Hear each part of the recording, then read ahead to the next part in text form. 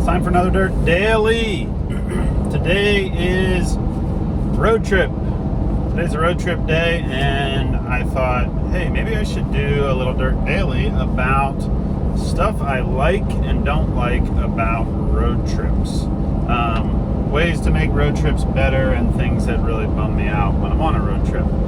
So let's get started with stuff I really like, and that is podcasts. I listen to a lot of podcasts when I'm driving long distances. I don't listen to music. Sometimes I will notice that I just drove for a couple hours and I didn't listen to anything. And then I just like the way that a podcast kind of lets you kind of hear a story or learn something versus just listening to music. So for me, it's podcasts. I don't have a certain one that I recommend. I kind of scroll through a whole bunch of different stuff.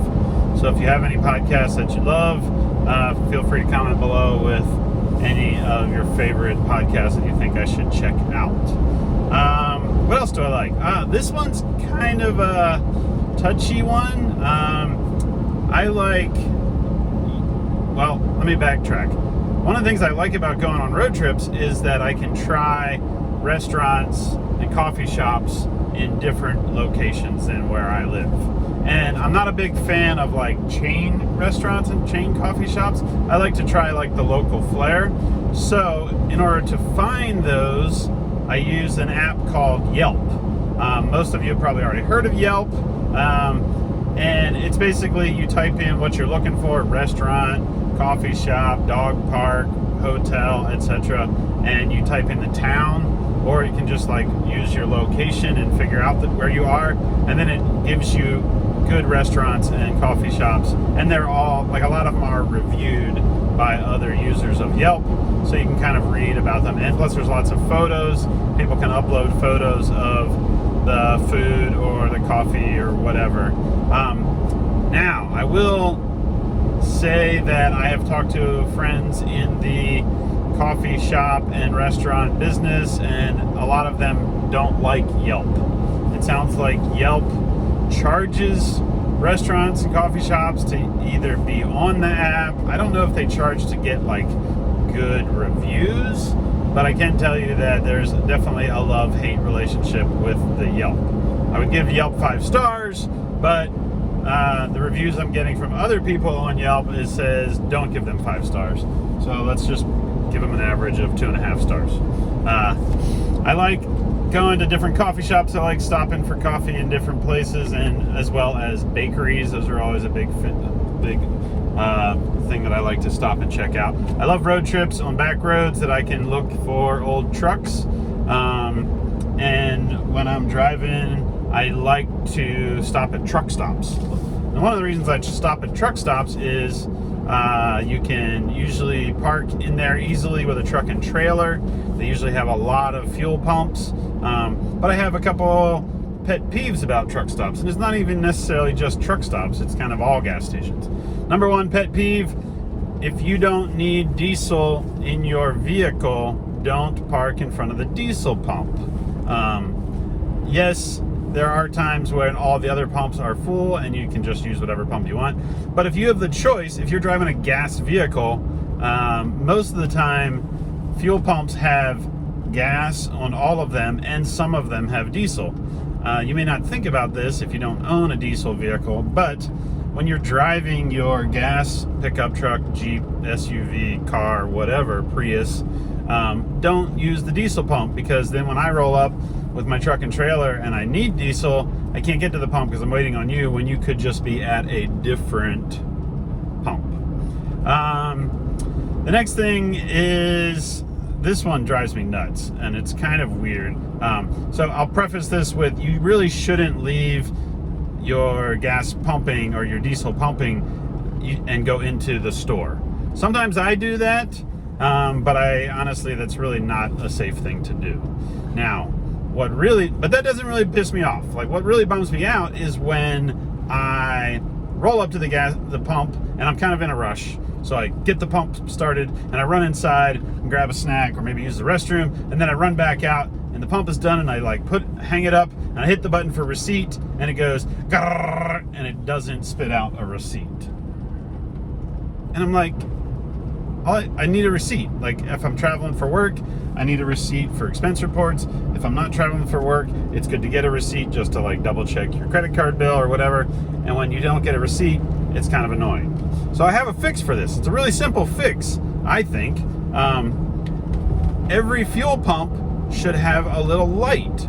And if the pump is out of the receipt paper, if the receipt paper roll is empty, the light kicks on. And then if I'm rolling up there and I'm there on a business trip and I need to get, oh, there's a really cool coffee shop. I should stop there and check that out. If I need to get a receipt, I know not to use that pump. And if you're pulling up and you're like, I don't need a receipt, I'll use whatever pump is available. So I feel like there should be a light there to show the customer that that pump is not able to give you a receipt. You're gonna have to go back inside to get a receipt, which usually isn't a problem, but every now and then you are in a rush, like maybe you're trying to make miles and you can't make miles because now you have to run back inside and get a receipt.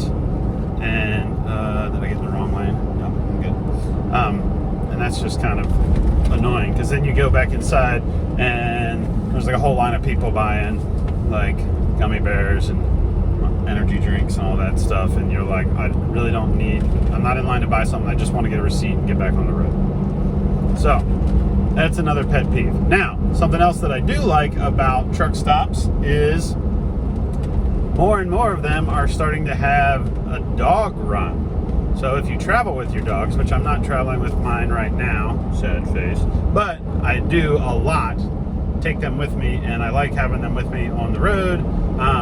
It's always nice to stop, fill up your truck with fuel, and also let your dogs run around in a little dog run area so that they can get back in the truck and take a nap, because that's pretty much all they do, is take naps.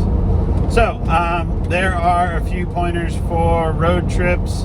What else can I tell you about road trips? Don't be scared to stop and check out old trucks that you see stashed behind barns and behind gas stations, because that's where you'll find the cool stuff.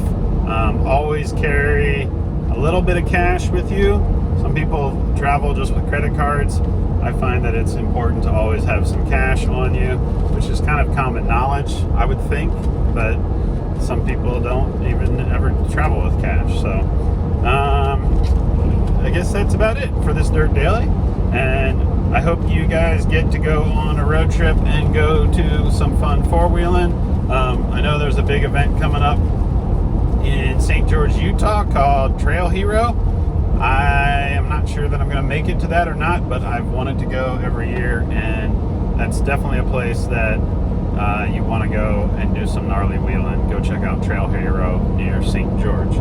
As for me, I am headed to an off-road event called Ultimate Adventure, and it's kind of a secret where they hold it, so I can't really tell you where I'm going, but I will tell you that I may or may not have more extras. I mean, not extras, this isn't an extra. More Dirt Dailies this week, because I will be on the road doing Ultimate Adventure. I will try to do some more. If not, I will do some after Ultimate Adventure is over the following week and give you guys some cool updates and background on what we did. But feel free to follow my social media, 4x Fred Williams, as well as the official Ultimate Adventure Instagram page, and you will probably see lots of cool videos and photos and updates, as well as everything on the Four Wheeler Network. All right, thanks everybody for tuning in. Have a great day. I will see you when we're done. Bye.